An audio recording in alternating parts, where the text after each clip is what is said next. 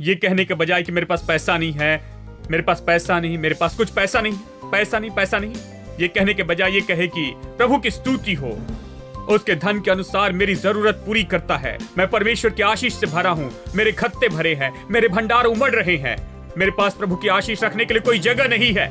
प्रभु की आशीष मुझ पर भरपूरी से है। प्रभु मुझे आशीष देता है, बहुत बढ़कर, ज्यादा जो मैं मांगता हूं, उससे सोचता हूं, उससे भी बढ़कर। आप प्रभु की स्तुति करें मेरे दोस्तों, आप विश्वास का वातावरण बनाएंगे, तब सब कुछ आएगा। धन आएगा, तंदुरुस्ती आएगी, शांति आएगी, सब कुछ आएगा। My foes are many, they rise against me, but I will hold my peace. I will not fear the war, I will not fear the storm. My help is on the way, my help is. Oh my God, He will not delay, my refuge and strength always. I will not fear, His promise is true, my God will come through always, always.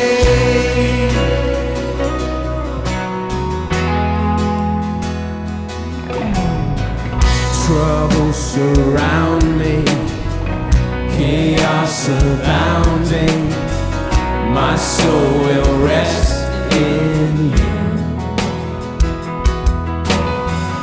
I will not fear the war, no I will not. I will not fear the storm. My help is on the way, my help is on the way. Oh my God, He will not delay, my refuge and strength always. I will not fear, His promise is true, my God will come through always. Oh my God, He will not delay, my refuge and strength always. I will not fear, His promise is true, my God will come through always.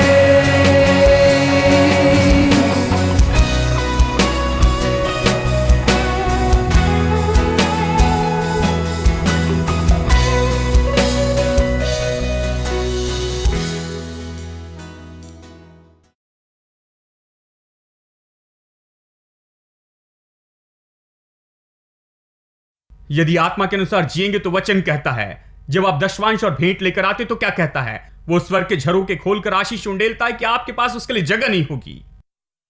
Hello, यानी समस्या पैसे नहीं है, समस्या जगह की है। क्योंकि हमें देने के लिए उसके पास में बहुत ज्यादा है। देखिए, मन को ऐसे काम करना है। तो कुछ लोग कहते हैं ज्यादा पैसों के लिए प्रभु पर विश्वास करता हूं। नहीं नहीं, बड़े कमरे की कोशिश करें। प्रभु पर ज्यादा पैसों के लिए क्यों विश्वास करते हैं? उसके पास पैसा बहुत है दोस्तों। बस देखिए, आप बड़ा कमरा बनाए कि सारी आशीषों को प्राप्त कर लें। आपका दिल बड़ा हो, आपका उद्देश्य महान हो, आपका मकसद अद्भुत हो। आप अपना दिल इस तरह से बनाते हैं, मेरे पास महान उद्देश्य है, इसलिए मुझे ज्यादा चाहिए। मेरे लिए तो बस थोड़ा चाहिए, बस मेरे लिए ही। लेकिन मेरे पास महान उद्देश्य है। मेरा उद्देश्य मुझे योग्य बनाता कि मैं और ज्यादा पाऊं, कोई भी मनुष्य को जो चाहिए उससे बढ़कर। बहुत से लोगों के पास उद्देश्य नहीं, मकसद नहीं। उन्हें क्यों चाहिए इसका कोई मकसद नहीं। बाइबल कहती कि वो इसलिए मांगते हैं, वो अपने लिए चाहते हैं ताकि वो उसका ढेर लगा सके। वो कहती है, जब आप अपना उद्देश्य सही करते हैं, मकसद सही करते हैं और कमरा बड़ा कर देते हैं, तो समस्या यह नहीं है कि आपकी आशीष उतनी बड़ी है या नहीं। समस्या यह है कि आपके पास में क्या सही मकसद है, क्या आपके पास सही उद्देश्य है, क्या आप जानते हैं कि आप कहां जा रहे हैं, आप यहां पर क्यों हैं, आप इसे क्यों करना चाहते हैं। तब प्रभु की आशीषें, प्रभु की आशीषों की भरपूरी आपके जीवन पर उंडेली जाएगी। आमीन। और आत्मा पर मन लगाना आपके लिए बस यही तो करता है। शायद आपके पास 1 रुपया नहीं है, तो भी अपना मन बस आत्मा की बातों पर लगाया। मैंने यही किया। जब मेरे पास कुछ नहीं था, मैंने अपनी आंखें लगाई, अपना दिल, अपना मन, अपना मुंह आत्मा की बातों पर लगाया। जब यहां पर एक भी आदमी नहीं था, मैंने आत्मा की बातों पर अपना मन लगाया। जब कुछ भी नहीं था, कोई इक्विपमेंट नहीं, कोई जगह नहीं, कुछ नहीं, मैंने आत्मा की बातों पर अपना मन लगाया। मैंने अपना मन असंभवताओं पर नहीं लगाया। मैंने अपना मन इस बात पर नहीं लगाया ये कितना मुश्किल है, ये नहीं हो सकता, इन बातों पर नहीं। मैंने अपना मन लगाया मैं क्या कर सकता हूं मसीह यीशु में और उसके द्वारा। मैंने हमेशा इस सच्चाई पर अपना मन लगाया कि मैं सब कुछ कर सकता हूं यीशु के द्वारा जो मुझे बल देता है। मैं कर सकता हूं, मैं कर सकता हूं। इसलिए अपना मन इस तरह रखने से आप अपनी मंजिल तक जाने में मदद करते। इससे भलाई होती है। अगर अपना मन लगाते हैं खाली पासबुक पर, तो आप निराश हो जाएंगे मेरे दोस्तों। आप कोशिश कीजिए, अपना मन उस पर लगाकर देखिए कि क्या होता है। आप उसके बारे में सोचिए तो आप सोचेंगे क्या गलत होने वाला है, और आप परेशान हो जाएंगे। आप यही सोचेंगे कि अगले हफ्ते पैसे अगर नहीं आए तो क्या क्या हो जाएगा। अगर आप ये सब सोचते रहें तो आप बहुत ही बुरी परिस्थिति में होंगे मेरे दोस्तों। और बहुत से विश्वासी ऐसे ही हैं। क्यों? क्योंकि वो नहीं जानते हैं कि कैसे इन बातों को अपने मन से निकाल दें, इन नकारात्मक बातों को, और कैसे अपना मन आत्मा की बातों पर लगाएं। वो शरीर पर मन लगाते हैं। शरीर पर मन लगाना तो मृत्यु है। एक बीमार व्यक्ति को बीमारी पर मन लगाना, आशाहीनता, निराशा पर लगाना तो, और परिस्थिति जो कहती है वो तो मृत्यु है, और यह आपको मृत्यु तक ले जाएगी। फिर वचन 6 का अगला भाग पढ़िए। यह कहता है परंतु आत्मा पर मन लगाना, सब लोग कहें आत्मा पर मन लगाना, ये तो जीवन और शांति है। सब लोग कहे जीवन और शांति। जीवन का मतलब है हर एक चीज जो भली है, ठीक है। शांति का मतलब संपन्नता। यही तो इसका सच्चा अर्थ है। शांति यानी पूरी पूरी भलाई और संपन्नता। केवल पैसा नहीं, लेकिन पूरी परिपूर्णता आत्मा, प्राण और शरीर में और हर एक कामों में। जीवन और शांति, जीवन और शांति। सब लोग कहे जीवन और शांति, जीवन और शांति, जीवन और शांति। जानते हैं, हो सकता है इस समय आपके हाथ में 1 रुपया भी नहीं है, लेकिन आप ये कर सकते हैं। आप तो बिना किसी चीज से शुरू कर सकते हैं। कैसे शुरू करेंगे? क्या आपके पास वचन है? यदि वचन नहीं है तो फिर समस्या होगी। वचन होना चाहिए। वचन तो बीज है। किसान से कहें कुछ नहीं है तो बीज से शुरू करें, ठीक है। बीज फसल लेकर आएगा। आपके पास कुछ नहीं, लोगों से कहता हूं तो आप चिंता ना करें, आपके पास बीज है। आप आकर बस वचन सुनिए, हम आपके दिल में बीज बोएंगे। आप बीज ले और इसे अपने दिल में रखें, और आप कुछ नहीं से शुरू कर सकते हैं। कुछ नहीं से। मैंने कुछ नहीं से शुरू किया, बहुत से लोगों ने कुछ नहीं से शुरू किया। आप कुछ नहीं से शुरू कर सकते हैं। हां, प्रभु ने कुछ नहीं से शुरू किया। हेलो, प्रभु ने कुछ नहीं से शुरू किया, लेकिन उसके मुंह में वचन था। उसने कहा कि ज्योति हो जाए, और कुछ नहीं के बीच उसने कहा कि ज्योति हो जाए, और वो हो गई। सब कुछ अस्तित्व में आ गया जब उसने कहा कि ज्योति हो जाए। यदि आपके पास वचन है तो वो बीज है जिसने सब कुछ बनाया है। क्या आपके पास वचन है? फिर आपके पास मार्ग है कि आप उसे अपने जीवन में लाएं। जीवन और शांति। आज मैं आप पर घोषित करता हूं कि आपके परिवार में, आपके व्यापार में, आपके हाथों के कामों में, आपकी दुनिया में, आप जहां भी है, जो भी कर रहे हैं, आप में योग्यता है कि लेकर आएं जीवन और शांति। उसे जीवन और शांति से भर दे। पूरी तरह से आप इसे भर सकते हैं जीवन और शांति से, केवल आत्मिक मन के होने के द्वारा।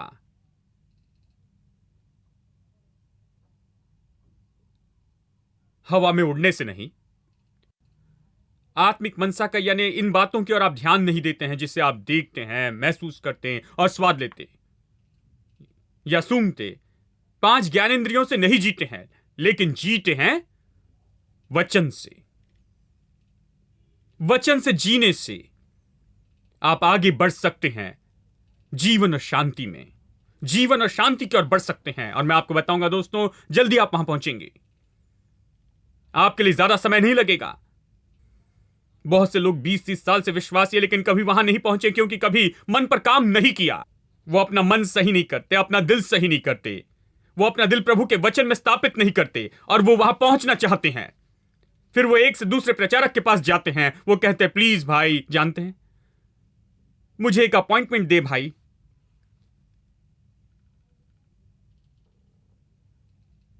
मुझ पर हाथ रखिए भाई।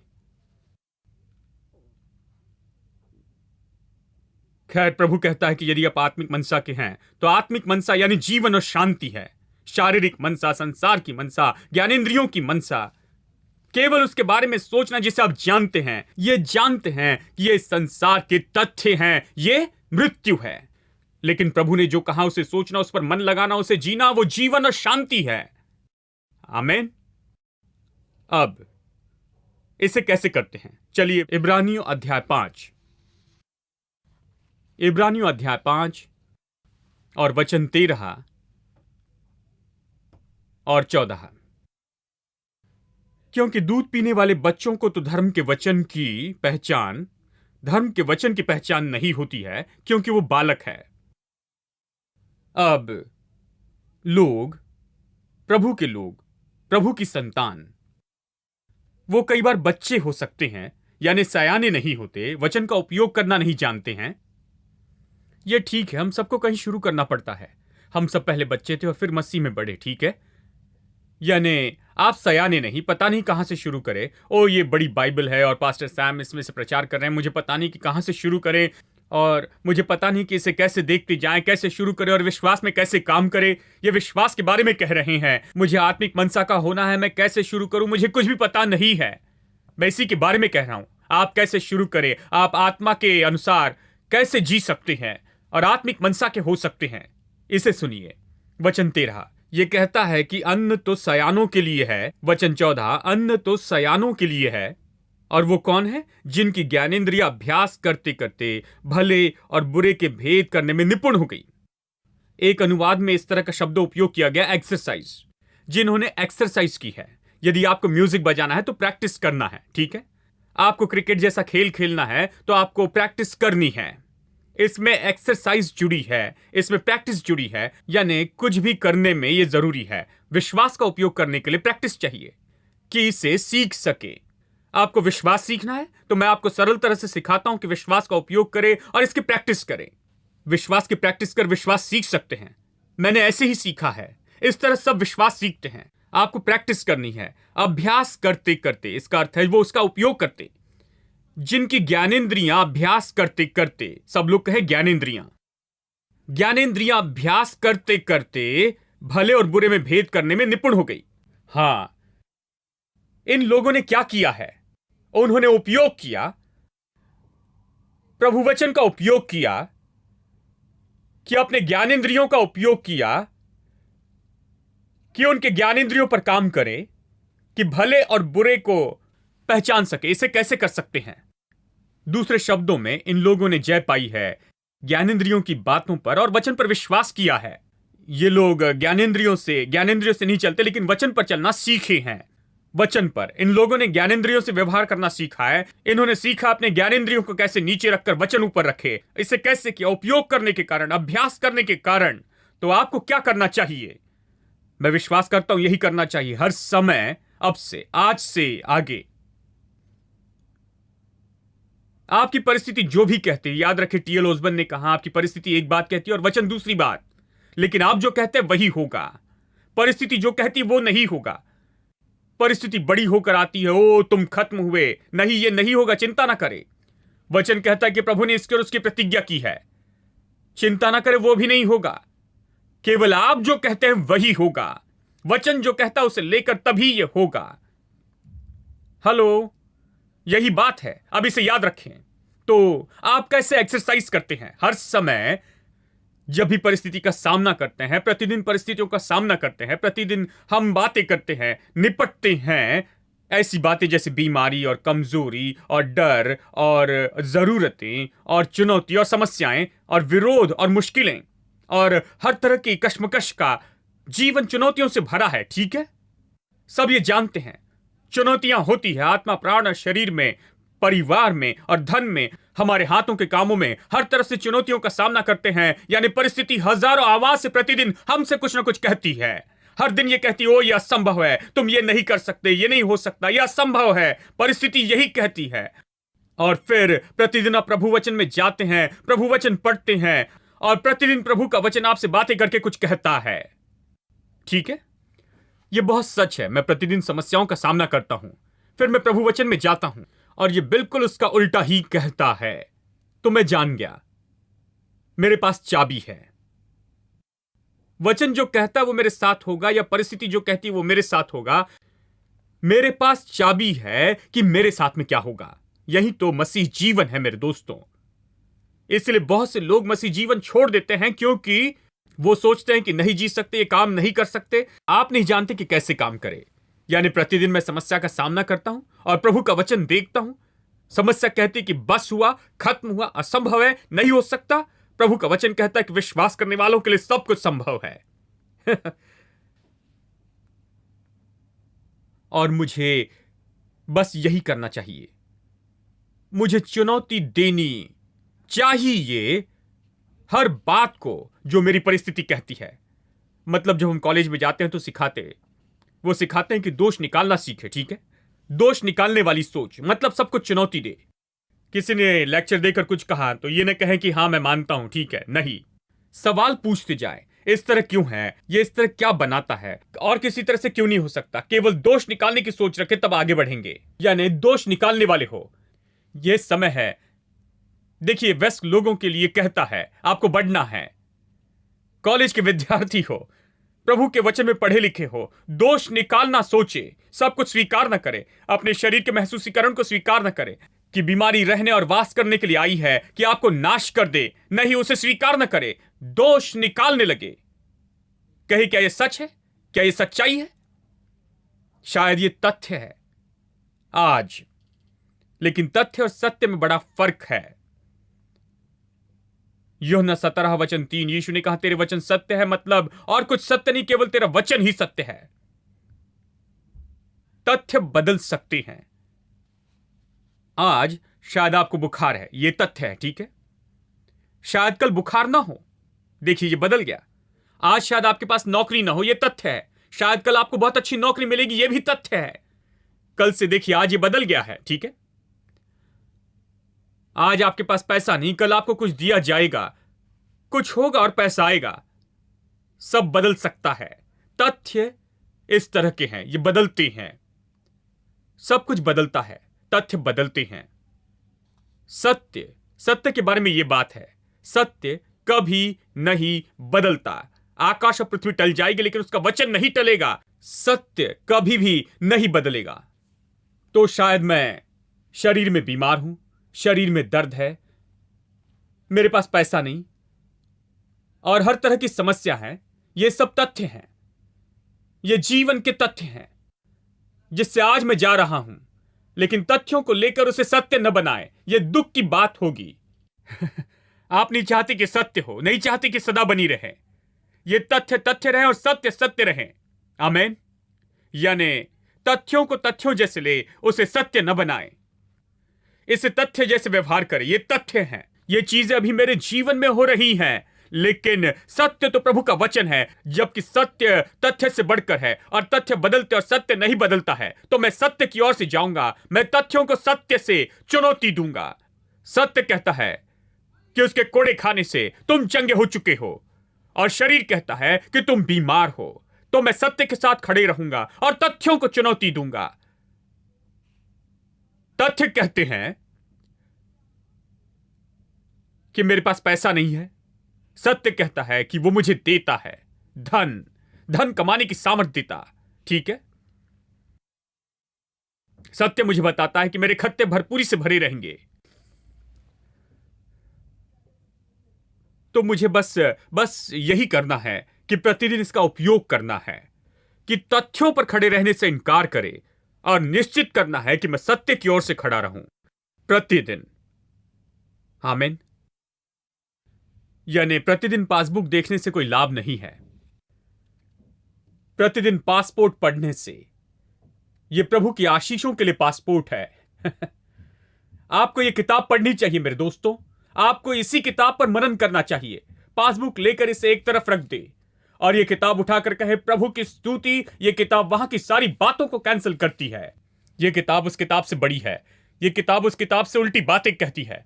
यह किताब से वो किताब बदल सकती है। यह किताब वो परिस्थिति बदल सकती है। वचन सब कुछ बदल देता है। वचन ने सब कुछ अस्तित्व में लाया। प्रभु ने कहा कि ज्योति हो और ज्योति हो गई। और मैं कहता हूं कि पैसा हो और पैसा हो जाएगा। हेलो। और ये कैसे हो सकता भाई? आपने कहा पैसा हो और पैसा हो जाएगा। खुद कोशिश क्यों नहीं करते? ये कहने के बजाय कि मेरे पास पैसा नहीं है, मेरे पास पैसा नहीं, मेरे पास कुछ पैसा नहीं है, पैसा नहीं, पैसा नहीं, ये कहने के बजाय ये कहे कि प्रभु की स्तुति हो, उसके धन के अनुसार मेरी जरूरत पूरी करता है। मैं परमेश्वर की आशीष से भरा हूं। मेरे खत्ते भरे हैं, मेरे भंडार उमड़ रहे हैं। मेरे पास प्रभु की आशीष रखने के लिए कोई जगह नहीं है। प्रभु की आशीष मुझ पर भरपूरी से है। प्रभु मुझे आशीष देता है, बहुत बढ़कर, ज्यादा जो मैं मांगता हूं, उससे सोचता हूं, उससे भी बढ़कर। आप प्रभु की स्तुति करें मेरे दोस्तों। आप विश्वास का वातावरण बनाएंगे, तब सब कुछ आएगा। धन आएगा, तंदुरुस्ती आएगी, शांति आएगी, सब कुछ आएगा। देखिए, यदि आप कहें खैर मैं 4 बार कोशिश करता हूं, आज मैं इसे करता हूं, मैं 4 बार कहकर कोशिश करता हूं कि मुझे 500 रुपए मिलेंगे क्या? मैं अभी आपको बताऊं, यह काम नहीं करेगा।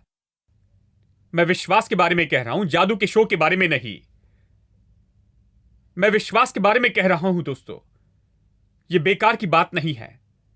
मैं विश्वास के बारे में कह रहा हूं। यानी आपको एक्सरसाइज करना है। यानी हर दिन आपके जीवन को देखे जैसे एक्सरसाइज करे और आप निश्चित करें जो सही है। आप अपने ज्ञानेंद्रियों को नियंत्रण में लाए, आप अधिकार ले और आपके ज्ञानेंद्रिय जो कहते उसे चुनौती दे, इसे स्वीकार करे। यदि प्रभु के वचन से मेल खाता है तो, प्रभु के वचन से नहीं मिलता तो इनकार करे। प्रभु के वचन के साथ चले और ज्ञानेंद्रियों का इनकार करे। आमीन।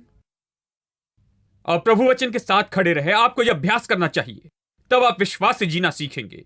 आप विश्वास से नहीं जी सकते विश्वास से जीने का अभ्यास किए बिना। यदि आप अपने मुंह से निकलने वाली बातों के लिए सावधान न रहें, यदि आप सावधान न रहें कि आपके मन में कौन से विचार आ रहे हैं, यदि आप उन्हें वश में न लाए, यदि उन्हें बंधन में न लेकर आए, और यदि आप जैसे चाहे वैसे विचारों को उड़ने दे और विचार आप पर अधिकार करे, जैसे चाहे वैसे बहे, तो यह विश्वासी जीवन नहीं दोस्तों। बाइबल कहती है कि हर विचार को बंदी बनाकर मसीह का आज्ञाकारी बनाएं। हमारे युद्ध के हथियार शारीरिक नहीं, लेकिन वो परमेश्वर के द्वारा सामर्थ्य है दृढ़ गढ़ों को ढाने के लिए। उसके द्वारा हम हर विचार को वश में लेकर आते हैं। मेरे विचार मेरे नियंत्रण में है। मैं जो विचार चाहता हूं उसे लेता हूं और उन विचारों का इनकार करता हूं जो मेरे जीवन में नहीं आने चाहिए। Who is like the Lord? There is no one who is like the Lord.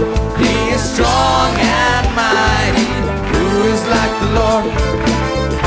He is worthy. Stand up and give him the praise. Who is like the Lord again? Who is like the Lord? There is no one who is like the Lord. He is strong and mighty. Who is like the Lord? He is worthy. Stand up and give him the praise. Praise the Lord. Praise the Lord. Our God is worthy of glory. From the rising of the sun till it's going down, the name of the Lord is to be praised. Stand up and praise him and give him the glory. Follow me. Stand up and praise him and give him the glory. Stand up and praise him and give him the glory. Everyone clap your hands with me. And praise him and give him, keep continuing, glory. Our God is worthy of praise. Who is like the Lord? Who is like the Lord? There is no one who is like the Lord. He is strong and mighty. Who is like the Lord? He is worthy. Stand up and give him the praise. Praise the Lord. Praise the Lord.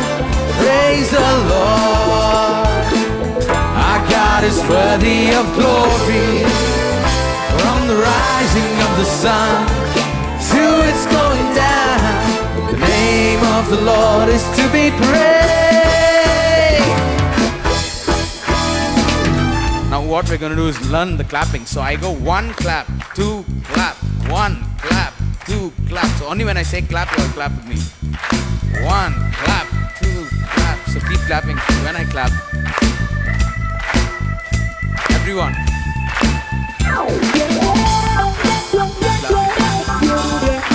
We get the clap. Everyone keep clapping.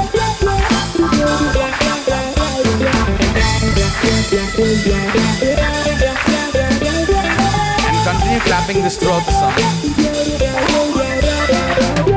Our God is worthy of praise. Stand up and praise him. Give him the glory. Stand up, clap and praise him. Clap and give him the glory. Stand up and praise him and give him the glory. Stand up and praise him. Give him the glory. Stand up and praise him and give him the glory. Stand up and praise him and give him the glory. Stand up and praise him and give him the glory. Stand up and praise him and give him the glory. Our God is worthy of praise. Who's like the Lord? Who is like the Lord? There is no one who is like the Lord. He is strong and mighty. Who is like the Lord? He is worthy. Stand up and give him the praise. Come on and stand up and give him the praise. Come on